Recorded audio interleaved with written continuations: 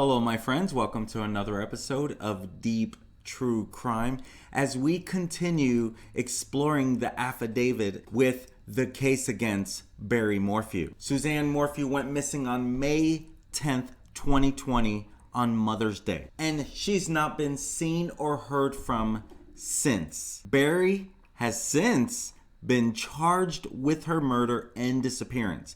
So we're exploring the affidavit. We've been doing this now for a number of weeks. So if you want to get caught up, we have a lot of content if you want to know what's going on around Barry Morphew. Just check in the description below. And today we're going to talk about the next part of the interview that he had with detectives, with the FBI agents on April 22nd of 2021. At approximately 10:45 in the morning, Special Agent Grusing and Special Agent Harris met Barry at Franz Reservoir in Salida, Colorado, at his request. Barry arrived driving his Bobcat, parked, and then greeted agents and thanked them for meeting him. Barry stated that he was sorry. I'm working right here. Sorry we couldn't get somewhere a little less windy, and I got a couple workers over there, so hopefully we can move pretty quickly. Grusing told Barry that it was up to him how much he wanted to accomplish today. Grusing asked how Barry is doing, and he says it has been tough for he and, this part's blanked out, with Suzanne's birthday on the 30th and the 10th is coming up. Grusing explained that he and Special Agent Harris have put together an audit that is sort of like an inspection, and that agents would like to show it to him and discuss some of the answers that he has given and determine where Barry is today. Grusing said he would like to hand it to Barry and go through it with him, and he agreed. Good job, Barry. Grusing directed Barry's attention to the second sentence and said that Barry, as her husband, is the last person that saw her, and that it seemed that May 9th is the last time Barry saw her, and May 10th is the last time he heard her breathing. Grusing asked Barry if that is correct, and Barry said yes. Now, part of the paragraph, the part of the paragraph that is shown to Barry, it says, the Federal Bureau of Investigation, Denver Division, is submitting the results of the interviews with Barry Lee Morphew and how those results compare to the evidence collected by investigators as of the present date. Barry, as the spouse of Suzanne, is the last person to see her alive on or about May 9th, 2020 or May 10th, 2020. Independent of the spouse, the last proof of life for Suzanne was verified as being shortly before 2:44 p.m.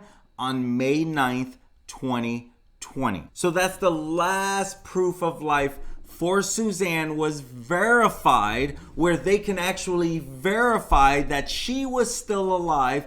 That was shortly before 2:44 on May 9th. That's the last time they can find any proof of life. When she was actually killed, or she could be buried, she could be kept somewhere. There are still some possibilities until we find more answers. But if she was, that's the last time. And I feel that points more towards Barry. Because Barry, and that's what they're creating this timeline for, right? They're creating a timeline for when Barry is saying he last saw Suzanne. And that's the last proof of life that he is sharing, but the last proof of life anyone knows of is verified as being shortly before 2:44 p.m. on May 9th, 2020. He admits that he is the last that the last time he's seen her is on or about May 9th or May 10th. Remember, Grusing directed Barry's attention to this second sentence that I just read to you. And Grusing said that Barry, as her husband, is the last person that saw her, and that it seemed that May 9th is the last time Barry saw her, and May 10th is the last time he heard her breathing, which was that morning she would be alive. He said, light snoring. He heard her breathing May 10th. Okay, and the last proof of life for Suzanne that was verified as being shortly before 2:44 p.m. on May 9th. Now remember, he says they turned off the phones. They're going to spend some time together. They want no distractions. And then the very next morning, he says he heard her breathing. So she sends this verified, the last verified proof is the picture she sent to Jeff Libler, her lover. So they verified that. Okay, she sent this to Jeff. She was still alive at this time. And that's the 2:44, May 9th, 2020. But he says, we spent the night together. We had sex together. It was just the two of us. We just turned off everything. No one's heard from her ever since. So it's hard to believe Barry doesn't have answers. Hard for me to believe that. Grusing then mentioned the last proof of life independent of Barry is when she is talking to her lover when he comes home. That's what I was just sharing with you. Barry was asked where the $30,000 from the GoFundMe page for Suzanne went and whether it was used to pay for the Longhorn Ranch property, the one that he bought and then like a month later said, I gotta get out of this and I'll sell it to you for less than I bought it for. Strange, of course, but he probably needed money for all this attorney stuff he's gonna be faced with, right? So Barry said, I don't recall where money went, but like I said, a lot of that money, I paid George $4,000 because he stopped working. I paid a lot of things out of that money, but I don't recall a lot of what it was. $30,000 and you only can recall $4,000? More holes in his story. Special Agent Harris explained to Barry that agents want the fullest picture, and when things are missing after behaving consistently, there's a question of what changed. Special Agent Harris explained to Barry that Suzanne's phone behavior is one of these places because Suzanne consistently sent either good night or good morning message to her lover, and that there is an absence of those messages on Saturday evening and Sunday morning.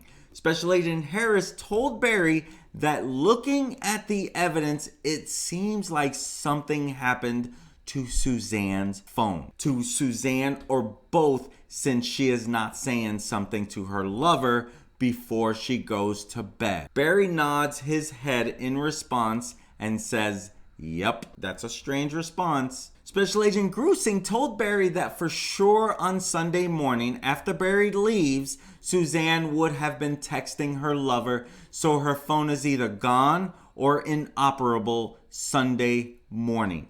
Barry said, "Okay," just like that, "Okay." Special Agent Grusing said that we have seen months of data from her phone. Barry said, and there's no evidence of anybody getting into my house after I left? Special Agent Grusing said, that is correct. Barry said, none. Barry is silent for a moment and then turned towards Special Agent Harris and said, okay, go ahead. Special Agent Harris talked about how sometimes in marriages, spouses may see things differently, but it appears clear to investigators that Suzanne was taking steps to communicate to Barry that she was done with the marriage. Special Agent Harris referenced the text she sent asking to do it civilly. And also Suzanne saying that she forgot to say she would still do Barry's billing for him. Barry said, well, like I said, she never sat me down and said that to me, ever.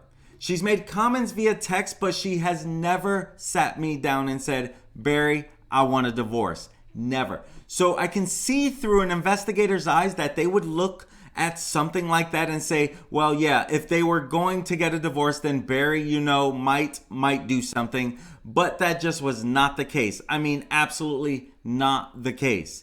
Grusing asked Barry again about the statement that Suzanne's lover told investigators, where he said that Barry either found out about the affair or she said she was leaving him or both. And that is why Suzanne was not responding on Saturday or Sunday. Barry pauses, shrugs his shoulders, and shakes his head from side to side, and then said, I don't know what to say about that. I mean, I would not. If she would tell me I love her so much that if she would say, Barry, I'm not happy, I found love somewhere else, I would say, we don't need to get if this is what you want. I don't want to be with you if you don't love me. I love you, but I want you to be happy. I would have wrote her a check for half and let her on her way. There's a lot of contradictory stories out there about that particular statement. And this statement contradicts Barry's text threatening Suzanne after Suzanne said, I'm done. His statements of controlling his hurt heart and hothead Barry found out and killed his wife and God's judgment on Suzanne for cheating, that kind of contradicts what he's saying now about how he's just going to say, okay, I love you. If you're not happy, okay. If she would have said, I found love somewhere else, okay, we don't need to get I would have just wrote a check. Why would he go through all that stuff? So that definitely contradicts his statement there. Grusing asked what the check would have been back then. Barry said, well, we'd have to sell the house. Wouldn't have been much back then. I'm just saying we would sell the house and split everything. I wouldn't get a pay for a divorce lawyer or anything like that. I love her enough. I got a relationship with her. I'm a good-hearted guy. I want my girls to be protected. I would say, I don't agree with this. I love you. Here's your half. I'm sorry it's got to be this way. That's the way I would handle it. If it ever came to that, but like I said, she never sat me down and said that. If she would have known what I know now about her life, her second life that she was leading, all she had to do was be honest with me. I'm not going to like it. It's not going to feel good. But I'm a God-fearing man. I love the Lord. I think that she loves the Lord. He continued, I know that she was in sin, and Satan can put blinders on anybody. So I know what this looks like on the outside, and I know what the people, and if they get wind of this affair, are going to say, and it's going to look like to them, but they don't know me, and they don't know her, and they don't know our relationship. If you knew how special our relationship was from day one to when she fell into sin, you couldn't have told me. Special Agent Grusing interrupted Barry and said that he could see that Barry was trying to uphold his side of the relationship. Barry said, but she didn't believe that in her head. Johnny, I gave her everything since she was 17 years old, and I loved her better than anybody could. So it doesn't make sense to me why she did what she did. Special Agent Grusing went back to the first paragraph on the audit and told Barry that investigators still don't have from him the last time he saw Suzanne alive, and asks Barry what time he would say. Special Agent Grusing explained that investigators are looking for last proof of life because we have a difference of her breathing and then Barry seeing her. Barry said, yeah. Special Agent Grusing asked when Barry would say he last saw her alive. Barry said, well, I would say 5 o'clock in the morning. I seen her in the bed. Special Agent Grusing asked Barry what he saw. Barry said, I just see a lump there because the light from the bathroom, the light in the room's not on, but bathroom right there lights up a little bit. Special Agent Grusing introduced the lump. He says that he sees a lump, that he thinks he sees a lump there. So Special Agent Grusing introduced the lump concept to Barry on June 2nd, 2020, before this interview, when Barry refused to answer what his last visual sighting of Suzanne was. So he didn't say lump until they told him did you see a lump there? Did you see a lump like as you were like there? And that's where the lump originally came up, and now he's using it for his statement. I think that's a little fishy too. Grusing asked Barry what he sees. Barry said, I don't specifically see anything, but I know from peripheral vision walking in and out that she's laying there. I just know she's laying there. I'm not saying I looked directly at her, but I specifically 100%, no doubt in my mind, heard her snoring lightly when I left. Special Agent Grusing asks if Suzanne normally snores lightly. Barry said sometimes she does. It's not all the time, but when she's in a deep sleep, yeah. Special Agent Grusing clarifies that it is not an all-out snore, but a light snore. Barry said, yeah, I mean, she does it. I mean, she's done it her whole life, just not every night. But yeah, it happens. Special Agent Grusing asks about detail. Barry said, I would say 5 o'clock in the morning, thereabouts when I walked out. Special Agent Grusing clarifies again that Barry, the last thing he hears is Suzanne lightly snoring. Barry said, yep, and there is no doubt 100% that she was in that bed because of that. Like I said, I don't specifically remember looking directly at her, but I remember the snoring. 100% no doubt in my mind. This picture here, the way he is standing, the way Barry is standing right there while he's talking to the agents, Barry often stood or sat in this manner while speaking to agents. Special Agent Grusing clarifies that Suzanne was not with him when he took the left turn to look at the bull elk. Barry said no, absolutely not, 100% no. Special Agent Grusing asked if Barry had the helmet with him when he went to see the bull elk. Barry said absolutely not, absolutely not. Special Agent Grusing explains that is the direction the helmet was found. Barry said no, absolutely not. Special Agent Grusing said that he has to ask those questions.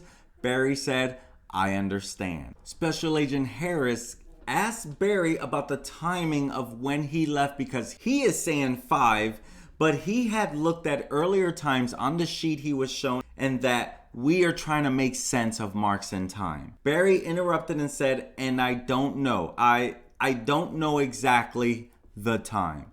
I just know it was around 5 o'clock, but I don't know exactly. Special Agent Grusing asks Barry when he sees the lump, was it him seeing just covers or some of the covers with Suzanne? Barry said, like I said, I don't recall looking specifically at her. I just know she was there. Maybe more from the noise than seeing her, but I know I saw her there. No doubt in my mind, 100% she was laying right there when I left. Special Agent Grusing tells Barry that investigators are still waiting for some things like her Range Rover and that things like this don't end and that we are waiting for snow to melt to look at a few places. Special Agent Grusing asks Barry to call if he has anything else that comes to mind and we will talk. Barry said, have I been cooperating with you guys? Special Agent Grusing says he had. Barry said any guy in his right mind that knows anything about the legal system would tell you not to talk. Special Agent Grusing interrupts Barry to say that he hears Barry. Special Agent Grusing interrupts Barry to say that he hears Barry, but fathers or spouses of people who go missing typically can't be stopped from calling the FBI. Special Agent Grusing told Barry if he is guilty, he is correct, that he should not be talking to us. Barry said, yeah. Special Agent Grusing says, but if Barry wants us to find Suzanne, he shouldn't hesitate to call on anything that comes to mind. Barry said, and I want that. I mean, I still love her. Even though I found all this stuff out and even though it hurts me to the bone, it doesn't mean I don't love her. I want her back. I know she made a mistake. I know it's not her. And I know that if she got right with the Lord, that she would ask for forgiveness from him and me. Barry added, this is hard on his daughters and he wants Suzanne back. Special Agent Grusing asks Barry if he remembers what he said when he first met with agents and what he said about Hillary and Comey. Barry said, I probably said something about Comey's a liar. He's at the very top of FBI and he's a liar. Special Agent Grusing asked Barry if he remembered what he said about how he knew Comey was lying when he said certain things. Barry said no. Grusing reminded Barry that he said when Comey said, I don't recall, and that is what both Hillary and Comey would say, and that is what Barry told agents indicated that they were lying. By this point in the audit, Barry had replied, I don't recall, so many times to the audit questions that agents lost count. And I've shared that with you so much through this, where he kept saying, I don't recall. In his own words, he called whoever Comey is, I know he has something to do with the politics, and we all know who Hillary Clinton is, and he said that you know they're lying when they say that particular phrase, I don't recall. And he said, I don't recall, so many times throughout this affidavit, throughout this statement, basically. Barry said, yeah, well, and then he pauses a little bit. I just don't trust the whole thing about Comey and Hillary. So, I mean, I don't know if you're trying to twist that around and put it on me, but when I tell you I don't recall something, I don't recall it. Grusing says, okay. Barry said, it's not that I'm lying. There's nothing in every question you guys ask me, there's nothing that I had to lie about it. Special Agent Grusing said agents didn't know if it was a subtle way of Barry telling us that. Barry said, no, absolutely not. If I told you guys that I don't recall something, then I didn't recall it. That way, reason I said that about Jim Comey is because I heard the questions that they were asking him, and there's no way in heck he couldn't recall that. There's no way. Same way I'm looking at some of these. Like, how does he not recall that? How does he not recall that? Same thing, right?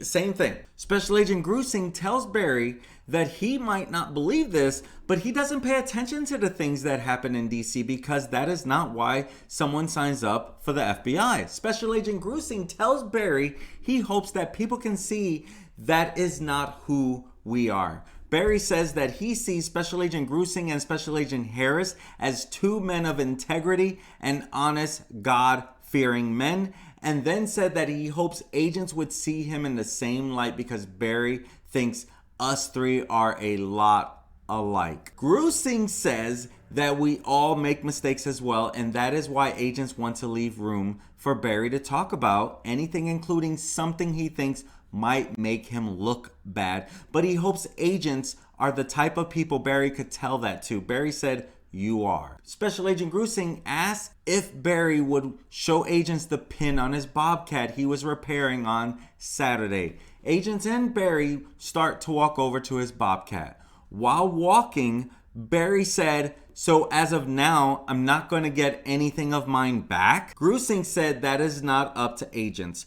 Grusing asks Barry what's most important. Barry said the guns are the most important in my camera. Special Agent Grusing asks about the pin on the Bobcat. Barry points to a pin on the back right arm of the Bobcat and says that he didn't even realize that the nut has come off of a bolt that is there. Barry states that when the Bobcat arm goes up and down, the pin works its way out one way or the other, and he just has to beat it back into place because it holds the cylinder in place. Grusing asks if Barry can do that on his own and doesn't need help. Barry confirms that he can. Barry starts talking about the cutting blade of the Bobcat and walks around to show agents as he describes how it has a cutting edge on both sides and can be flipped, and that when Cribb had to replace his blade, it had already been flipped and both edges were worn out. Barry said he thinks that Trent had the blade and gave it to CBI. Other topics that were covered in the audit included Barry's purchase of the VPN, Barry deleting calls from his call logs, why Barry initially thought his big argument with Suzanne was on Friday, evidence through Libler messages of other arguments daily that week, how long Suzanne was distant and unloving, if Barry and Suzanne were separate on Wednesday and Friday evenings based on their cell phones, discrepancies in his calls to Gene Mormon, evidence pointing to Barry sending the Facebook friends request on Friday night, Barry's phone functions involving passwords, token sharing, and group functions, and the multiple airplane mode functions on Barry's phone. Now, Barry was shown Google Maps of his residence and his phone activity on Saturday, May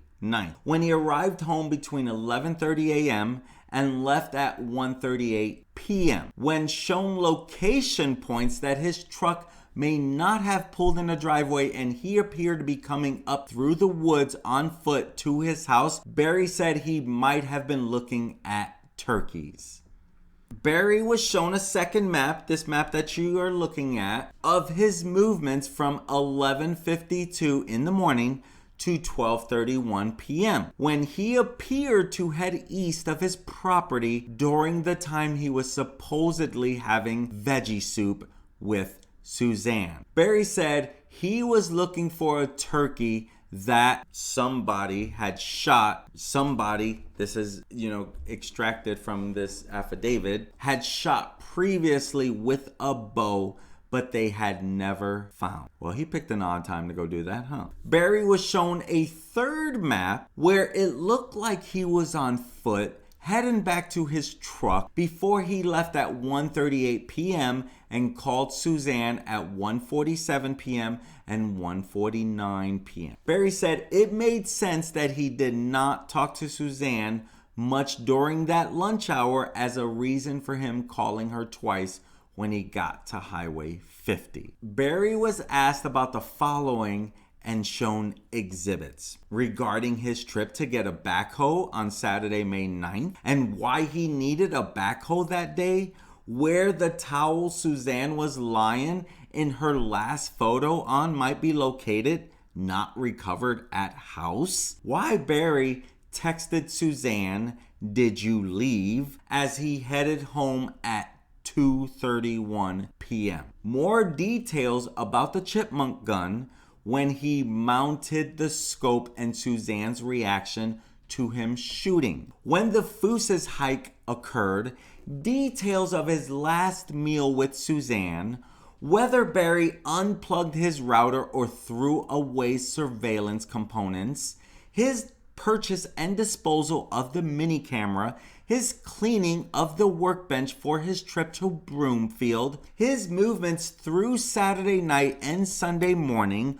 when he last saw Suzanne's phone, items thrown away, and trash runs in Broomfield, proof that he was not at the wall when he received the call from the Ritters, and staging of the tools in the hotel. Now, if any of this sounds new to you, we've covered all of what I just kind of where he was just, this was like a follow-up. He was asked about this these are follow-ups basically. And so just if you're not too familiar, then you probably haven't been following from the beginning. Just start from the beginning. It's like a TV series, literally. Regarding the photo of Barry pushing the trash to the bottom of the McDonald's trash can, he said the photo makes it look like he was disposing of evidence. He could not recall what items he threw away. When asked about the folders that were burned in his fireplace,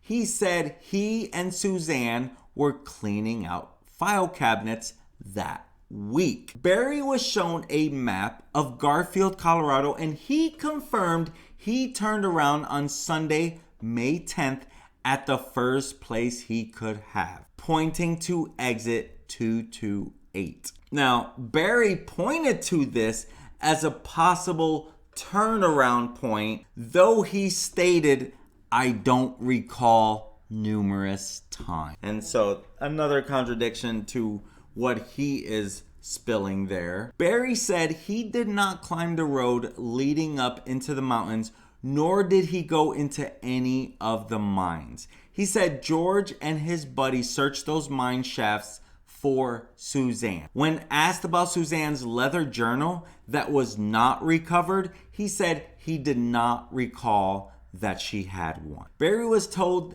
that Suzanne confided in friends that sex with him was not pleasurable, then reminded that he put sex at the top reason on his victimology questionnaire for someone's motive for her disappearance.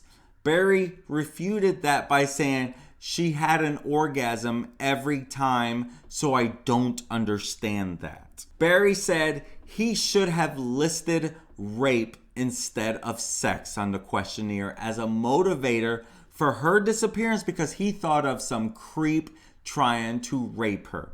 Barry was told by Special Agent Harris about the needle sheath for the tranquilizer being found in the dryer. He said he had no idea how it got there and it's got nothing to do with me. Barry added, "I hate that because, that makes me look bad." Special Agent Grusing asked Barry if he shot the tranquilizer gun on Saturday, May 9th, and he said absolutely not. Barry was told no tranquilizer like BAM was recovered at the house. He said he used BAM, Telazol, and Xylazine as tranquilizers. When Barry was asked if he disposed of those, he stated, "I don't recall." Barry was asked what he used to reverse the tranquilizer effect, and he said Tolazane. Barry said he brought the chemicals, which he knew to be controlled substances, from Indiana and kept them on his workbench. Barry said he kept the chemicals in vials and injected the chemicals into darts, not using a licensed vet for the process. When asked if he was able to do that all himself, he said, "Yeah, absolutely." Barry was asked the last time he used those chemicals, and he said around the end of April 2020. Special Agent Grusing asked if those chemicals could have been part of the workbench he cleaned off before he went to Broomfield, and he said could have been. Barry admitted to submitting a ballot on Suzanne's behalf for the presidential election, saying, "Yeah, just because I wanted Trump to win." He said, "I figured all these other guys were cheating. I knew she was gonna vote for Trump anyway." Special Agent Grusing informed Barry that was not legal, and Barry said, "I didn't know you couldn't submit it for your spouse." Barry said, "All I have now is my hunting. That's all I have. And I've done it since I was 7 years old. So if I got to live this life without her, I at least want my hunting, and this year I'm going to travel. George and I's gonna hunt, and it would be nice to have my guns that I'm confident with and shot many animals and have great confidence in them. Be nice to have my cameras. When I go back to Indiana, I put them up there, and they're cell phone cameras that I can be anywhere in the country, and I can get pictures of the deer that I'm hunting. So guns and cameras are my most important things on the wish list." Special Agent Harris tells Barry that when he talks about closure for himself and the girls, agents want to find her to give them that closure, and that agents want him to know that is a focus for them. Barry said, "I know, and I just need to know from you guys, and I think I asked you this, if there's a physical evidence that she is deceased. My family needs to know about that." Barry said, something extracted here, thinks Suzanne left and he needs evidence she's not alive. maybe life insurance person or something. Special Agent Grusing tells Barry that there is no way that Suzanne is not communicating on her phone Saturday night and Sunday morning if she is conscious and if she is able to access her phone. Barry said, yeah, shrugs his shoulders and looks down. Special Agent Grusing says it would not happen and compares agents knowing Suzanne's phone the way Barry knows how to use the Bobcat and how it behaves. Barry interrupted and said, but Johnny, when you say that, that makes me look like the bad guy. Special Agent Grusing tells Barry that he is the one who is there. Barry said, I know, but it just didn't happen. Special Agent Grusing says that if it is not Barry, somebody took her phone then. Barry said, like I said, I don't know what. I mean, you guys have to give me, you've texted me, you're going to be my advocate. What did you mean by that? Grusing said that he told Barry he would be his advocate to represent Barry's statements the very best he can. Because right now, Barry is not going to stand up and tell everybody his story because he is smart enough not to do that. Barry is talking to agents, and we want to tell the unvarnished truth of what Barry is telling us and not shade it one way or the other. Barry said, okay. Grusing says that if Barry took her phone, agents can see that Barry is wanting to repair the relationship and Suzanne is trying to do the opposite. So that if Barry would come home and take her phone Saturday night, that would look bad for Barry if she went missing the next day. Barry begins sliding his foot back and forth on the blade of the bucket on the Bobcat. Special Agent Grusing continues telling Barry the burden would be on agents to find out what happened to Suzanne and not him. Barry responded, yeah. Special Agent Grusing says it would make sense to agents when he comes home around 2:44 p.m. on Saturday that he would take her phone and she runs off or disappears or whatever happens.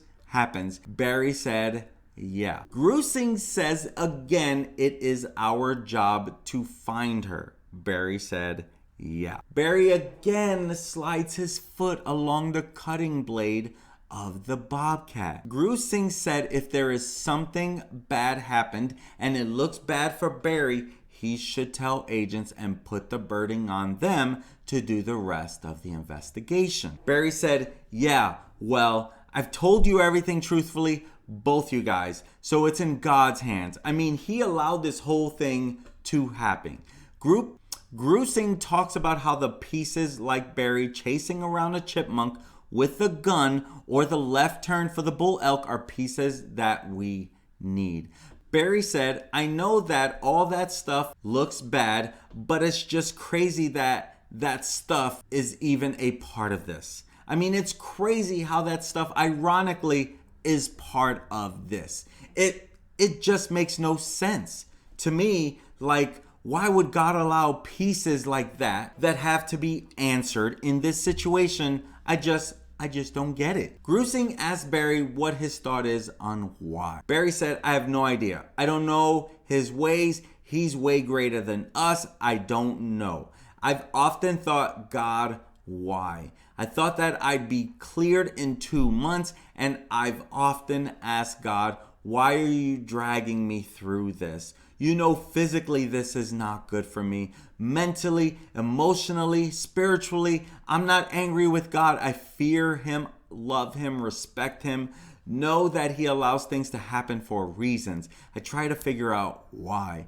I try to say in my head, if she's, he pauses, going through this, all this stuff that I found out since January, and maybe God wanted to protect the girls from heartache. I mean, I don't know. But Grusing talks about personal sacrifice and how this never goes away and gives an example. Barry asks how he could live like that. Grusing continues and tells Barry that if there is something that happened that makes him look bad and he would trust agents with something like that, we could help him. That sounds like the stuff you even hear in the shows where they're trying to get you to basically confess and say something. Barry said, I gotta have help. I mean, if these people in Chafee hate me, like the word is they hate me, and they get to the DA and he says he made our sheriff's department look bad and we're gonna blame it on him, then my daughter, who's gonna raise my daughter if they lock me up for something I didn't do. Special Agent Grusing said, even if it is something you didn't do, but something you know about that would help us. Maybe that is Barry's sacrifice. Barry said, yeah. Special Agent Grusing tells Barry he is not saying it will be easy, but this will not go away. Barry said, yeah. Well, what happens from here? When you guys go to them, what's the next step? Special Agent Grusing explains that agents will share the results with the district attorney's office and it will be up to them. Special Agent Harris offers again that Barry could take a polygraph. Barry said that he would pray about it and that he needs to get going. Barry tells agents to be careful going back. The interview ends right there. My friends, that is the end of the actual interview. We will continue the case against Barry Morphew because there has been an ongoing part of the investigation, and I'm going to share with you where we are up through March of 2022 as you're watching this. And so I'm Manny Rodriguez. I hope you've been getting some value in following this and getting all the updates around the case against Barry Morphew. I'm Manny Rodriguez with Deep True Crime, and as always, I look forward to serving you again. Have a great day. Peace.